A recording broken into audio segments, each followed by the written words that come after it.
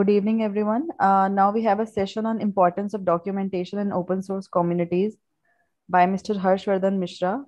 He's Google Season of Docs intern, Moja Global. So let's welcome him. Over to you, sir. Thanks a lot. Good evening, everyone. My name is Harsh Mishra, and I will be presenting a talk on importance of documentation for open source communities. Before I jump into my talk, I would like to extend my heartfelt gratitude to the organizing and the volunteer team at Open Source India for providing this great opportunity and helping me put forward my thoughts about open source documentation and how we can progress on that. So just a bit of my introduction. I'm a Google Season of Docs intern at Moja Global. Moja Global is an open source community that works towards developing measurement, reporting, and verification software for greenhouse gas emissions in the land use sector. So we have a flagship software called Flint, which is being used by multiple countries, including Canada, Kenya, and Indonesia. And it is being used in pilot and training projects in countries like Chile and India as well. So I spent a significant amount of my time working on the DevOps and the infrastructure side of open source and continuously dabble with Jamstack, Python, and continuous integration and continuous development build systems. So that's pretty much about me. So let's directly jump into the talk. The agenda for our today's talk is very simple and very flexible. We will get to know about what open source actually is and what does open source documentation actually mean. We will also understand the need for documentation and after all, and how its presence can positively impact the upbringing of a software project. We will also look into why most of the open source documentation is really messy, and thus it is simply unusable for a lot of developers and users, and how we can put forward a word about decluttering the open source documentation. It would involve us moving back and forth some examples that I had to present to share the context of having a standardized and well-maintained documentation. Lastly, we will take into an overall strategy to crowdsource our documentation efforts through open source. And we will look into some writing principles and how we can gather contributions and feedbacks for the overall documentation development lifecycle. So if you have any questions, you can simply use the chat to put them out. And I will take all of the questions at the end of the session. So let's get started up. Let us start with what open source exactly is and how does documentation specifically impact the same. So let us start with addressing the elephant in the room. What exactly is open source? So in very simple words, open source software is a software that anyone can inspect, change, and share with others. So often the code is the part of a program that most users don't have to see. It shows how the program functions, just like a recipe. Open source software doesn't exactly mean that it is a free software. Free software is sort of a political movement. Open source is more of a development model. So with the rise of open source software, many companies and developers are making their projects open source for developers to work on and collaborate. Now there are plenty of advantages of working with open source software. The first and the foremost advantage is that it leads to transparency in the whole development process. You can track the work using public trackers like Bugzilla or GitHub issues. You can manage the code reviews using pull or merge request. You can use automated toolings to build and deploy your project. So open source obviously leads the bug triaging process to become much more simpler, much more faster. You can answer the user queries in a much better manner so that they can be resolved in the shortest amount of time, and external contributors can collaborate in a very easy manner. Secondly, open source helps us to mitigate vendor lock-in. So we can simply redistribute the software that we use and collaborate on the same. You don't have to stick yourself with one particular tool or library forever, and you can use the appropriate tools for your purpose without locking yourself in. Third, and perhaps the most important part, is that the open source collaboration channels the community efforts. A community isn't just a group of developers. It can consist of people from all walks of life, students like me, writers, designers, and more. So having all of them collaborate on a software product brings forward the aim to achieve a goal with cooperation that would be otherwise not simply possible. We also utilize open source software to provide support to independent users or enterprise customer. A lot of companies, like if I take the example of Red Hat, it basically holds the open source first belief. And this belief is translated towards creating and maintaining a lot of open source projects, which can be later derived into enterprise offerings. Above all, open source allows to have a platform to channel these efforts all together. And lastly, open source allows adoption of widely used practices and workflows so that these new requirements can be adopted and they can be accommodated for better facilitation. Now, there are various facets of open source documentation. Most of the open source projects thrive basically on a README file, which contains basic installation and usage instructions. However, most of the documentation for open source projects revolve around other parts as well. Let us have a look at some of them. The first and the foremost and the most essential part of any open source project is a README itself. So as the name signifies, it is the first point of information and contact between the potential user or developer and the project. Most of the projects lack a proper README, but the ones who do are usually the ones that are able to find potential users for their product. The next is a reference guide. Now, these reference guides are the one responsible for helping us get started with the project. It might include some basic examples. They might include some basic references around getting started with the project, or might include some docs to contribute to this project above all. Many projects maintain a holistic reference guide to share a context around what exactly the project does. The community-specific documentation helps a potential contributor to understand on how exactly they can get started with the project, like how they can get started with the same and how they can contribute to it. Almost all of the open source projects thrive on the user contributions, basically the community initiatives around us. So having relevant information for new contributors is of utmost necessity for majority of the projects to thrive. And then we have got the user-facing documentation. Now, the user-facing documentation is the most essential part that completes the usability of the project. Without any user-facing documentation, most people would be simply lost around the project user instructions. The user documentation should also be the essential guide for a user to do anything. And lastly, we have got the developer documentation that aims to support the development team as they continuously make new progress, they make new changes in the documentation path. It should also provide a good pathway to internal documentation efforts and make sure that the features are communicated well with the stakeholders. And lastly, we have got the essential blogs, the videos, the external content that aims to support the widespread community who would like to refer the same for a better understanding. Most of these resources are unmaintained over the years, and hence they can serve the role of an outreach part, but not the actual documentation itself. Now, there are plenty of tools and services that can help us with our documentation efforts.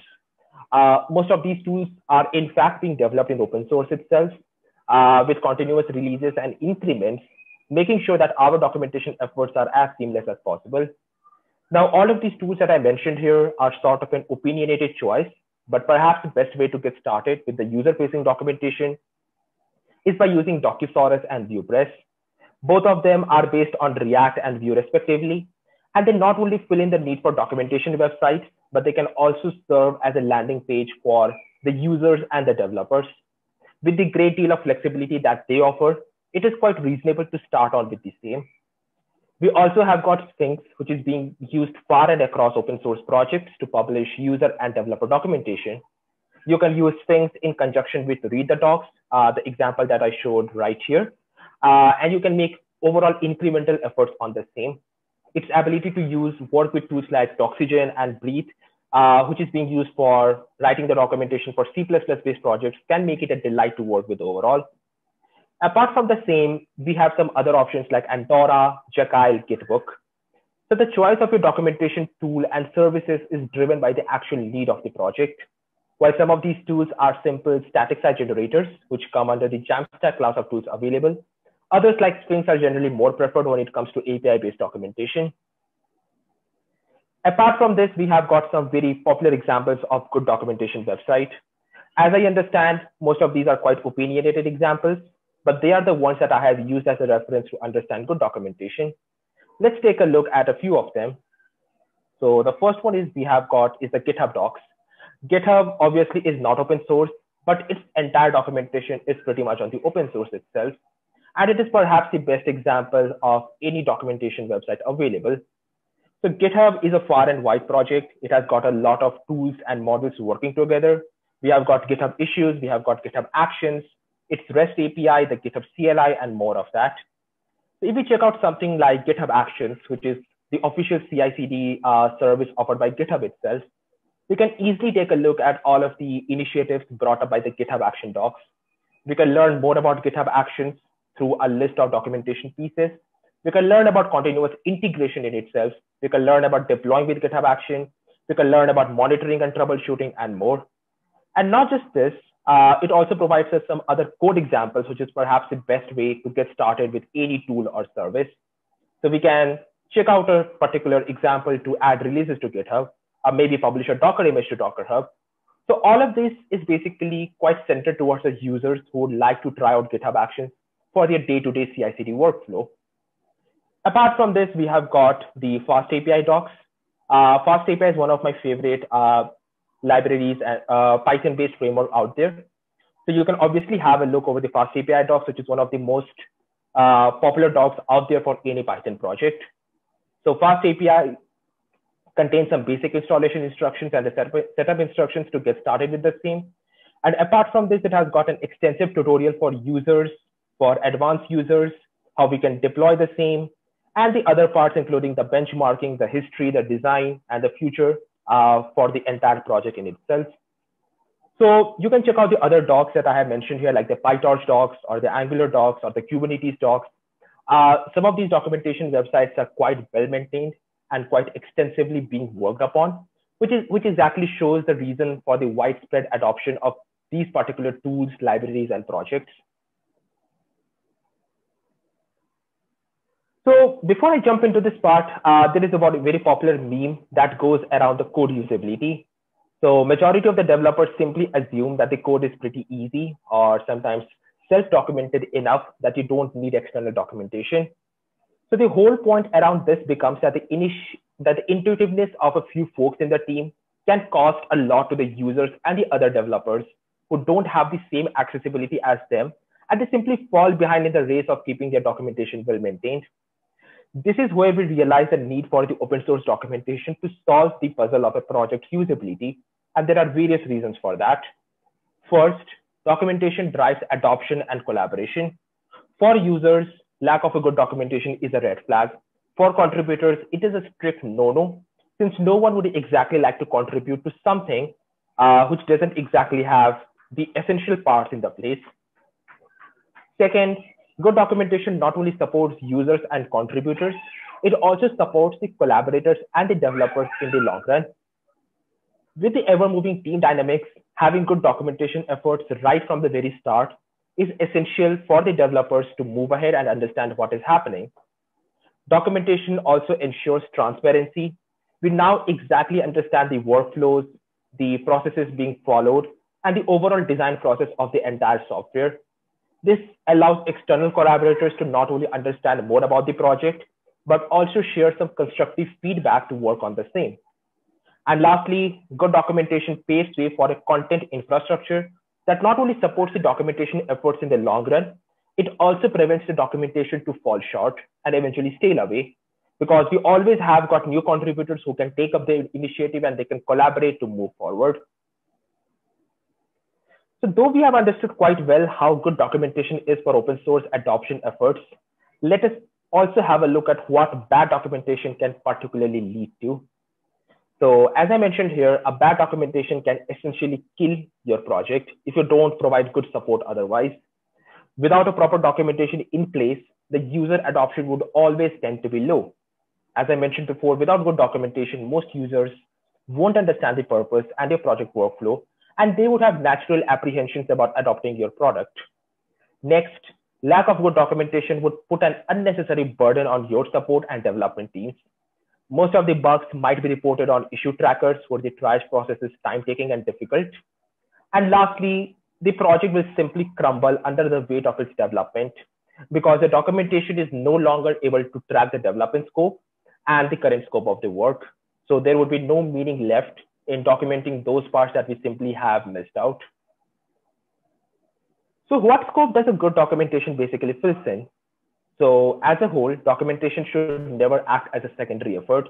It should not be like that we would be doing the documentation once our product is complete or once the code part is done. It should fill in the primary scope itself, similar to code and the management. Documentation essentially acts as a single source of truth with the wide redistribution of the content on community threads, Stack Overflow answers, Quora answers. A documentation should fill in the need for contributors who would like to refer the actual resource. So the documentation also fills in the need for information references for support engineers, for the developers, and also to communicate the necessary plans with the stakeholders. There might be someone in the leadership team. So without having the essentials in place, everything else will pretty much fall in this array. And lastly, a good documentation should ensure that an infrastructure is in place that works towards continuous improvement and delivery to its customer. So when we release, we not only ship the code, we ship good documentation as well. And this is where we arrive at a concept of documentation as a code. So as I said before, when we are releasing, we not only ship the code, we also ship the good documentation.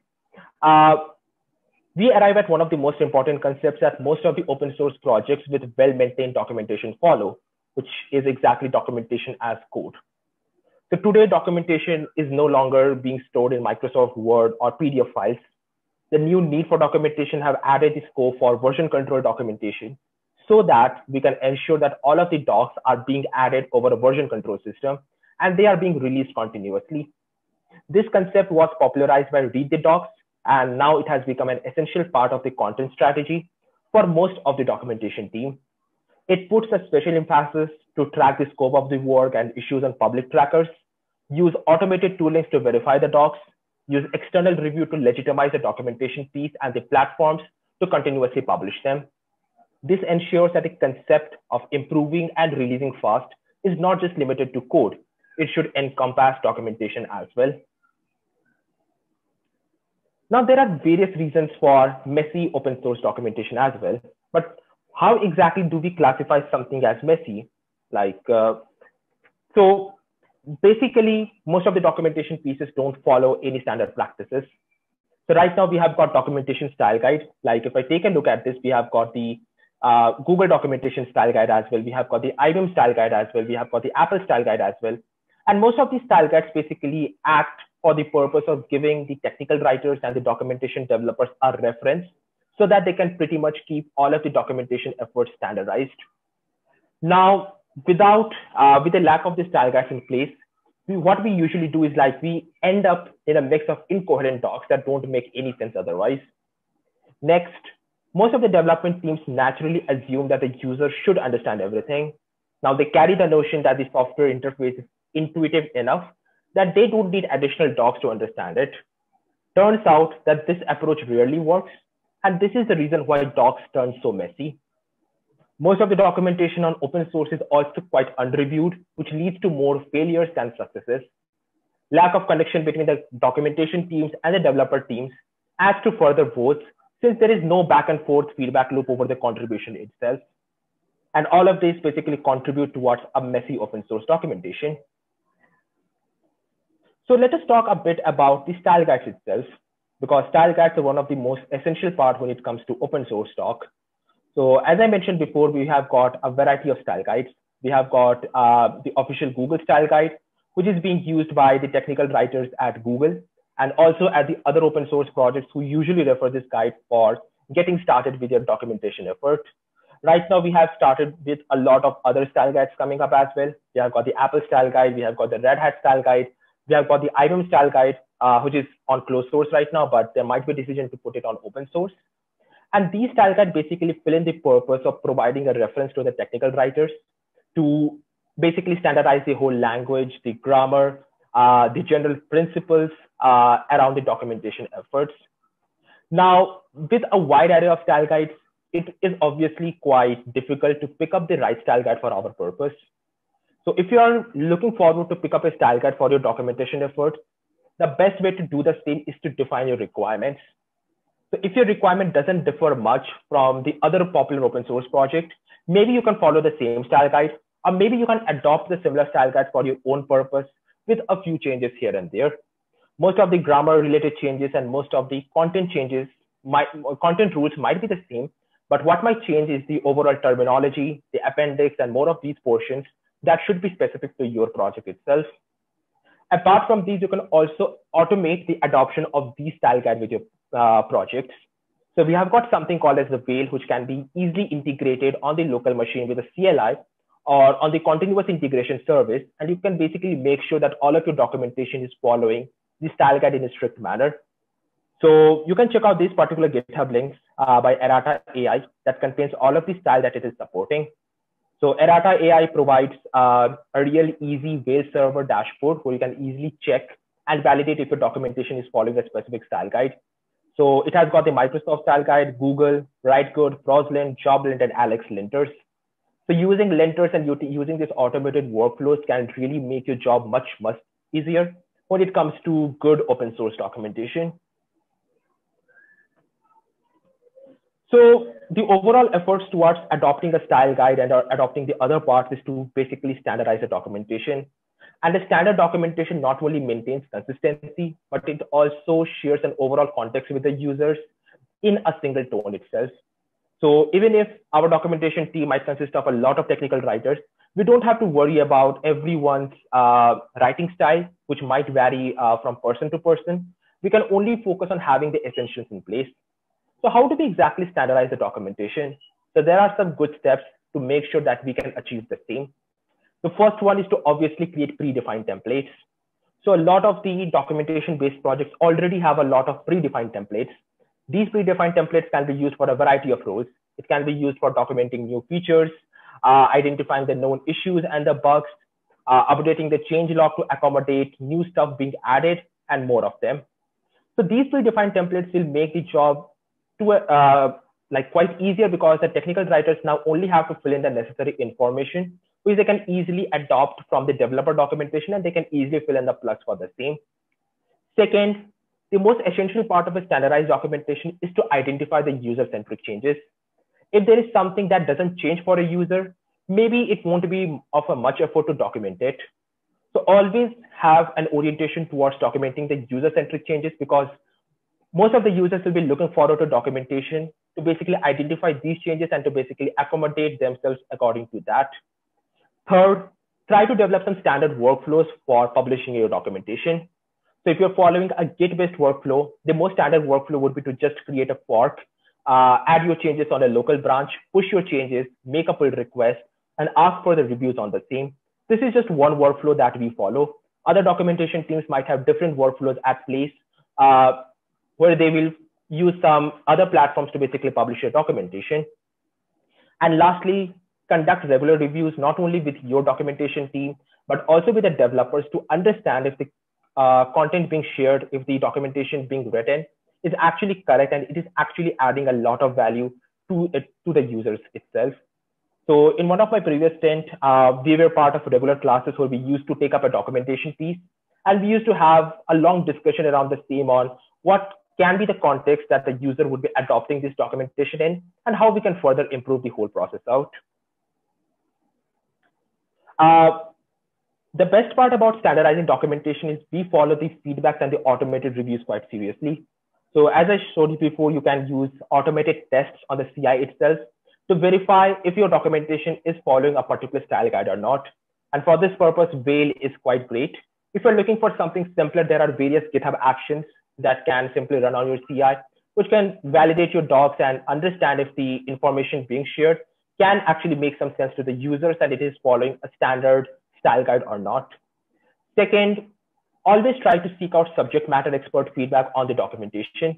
These subject matter experts can be the stakeholders, they can be the developers, they can be the engineers, or they can be fellow documentation writers who might be collaborating with the developer teams. So having a subject matter expert review and the feedback will always count towards your documentation being shown as the correct way of doing the things. Apart from this, you can always try to set up the peer review channels where your fellow technical writers can come and collaborate with you to basically improve the documentation. And it can also lead to a melting pot of different experiences, different expertise to come together and share some of the best practices when it comes to documentation. And lastly, have the proper feedback surveys in the place. These feedbacks can either come from the developers and the peer writers, or these feedback can come from the users itself. So documentation platforms like Gitbook, they easily provide us a way of verifying if this documentation is exactly useful to the users or not. So you can use these data points to basically validate if the documentation is actually providing some value to the users or not. So the overall strategy towards crowdsourced documentation is basically driven in the open source itself. So if you're looking forward to open sourcing your documentation and basically collaborating with external contributors, perhaps the best way in which you can get started with the same is to provide a quick start guide. So this quick start guide can be as simple as a contributing.md, basically a file that shows on how a person can set up the documentation website or the platform and how they can start collaborating on the same with the actual workflow that is in place for your team. You can also find out the areas that you have to improve on, which can plug in the different contributors from different walks of life. It can be something as simple as fixing a typo maybe, or it can be something as complex as refactoring an entire documentation module. Third, always try to look forward to develop external user-centric documentation. Now, these documentation pieces should not actually concern the actual users, but they should concern the collaborators in itself who might need to have more context on how they can create the new documentation for this particular product. So it can include some basic preliminary information on how they can navigate through the software and how they can find the essential pieces that needs to be documented and that needs to be plugged in. And lastly, using learning courses, contribution guides, documentation related workflows, you can help out a lot of new contributors who might not have a lot of experience with Git-based workflows or the entire workflow that your documentation team might be following. Lastly, always try to follow a consistent content strategy. So content strategy basically lays down a long-term vision for the documentation efforts and the whole content infrastructure that you are developing. So this content strategy can revolve around basically two main things. The first one are the resources. The second one is your branded content. So these resources basically comprise your project documentation, the case studies, the white papers you might be developing for your tool or product, the whole project architecture in itself, and much more. While on the other hand, branded content is the one that can take the form of blogs or guest posts, community stories, news, learning courses, and more. It might also include some social media posts, but that doesn't come under the scope of open source documentation. So having a consistent content strategy can go a long way if you want to check out on what is the actual vision of your entire documentation-based project. And finally, always look forward to write with purpose. So writing with purpose is one of the most essential writing strategy, and it basically defines on why you are writing this particular documentation, not exactly how you're writing this. So there are a few questions that you can possibly answer if you want to write with the purpose, and the few questions are mentioned on this slide itself. So before writing this documentation, always try to find out on what is the exact goal that you want to achieve. Maybe you want to onboard the user to understanding your API structure, or maybe you want the user to install your SDK and get started with the same. Identify the purpose, identify the goal, and then start writing the documentation. Next, understand the message and the persona that you want to be reflected. You don't want to sound negative or apprehensive because of your documentation effort. You want to sound positive about the software that you're documenting, and you should be making sure that the message is communicated in a very clear and concise manner. You should also identify what action should a contributor take up. Like, let us say that we have a user who is taking a look at a documentation that shows on how they can install the SDK and how they can initialize a new application through that.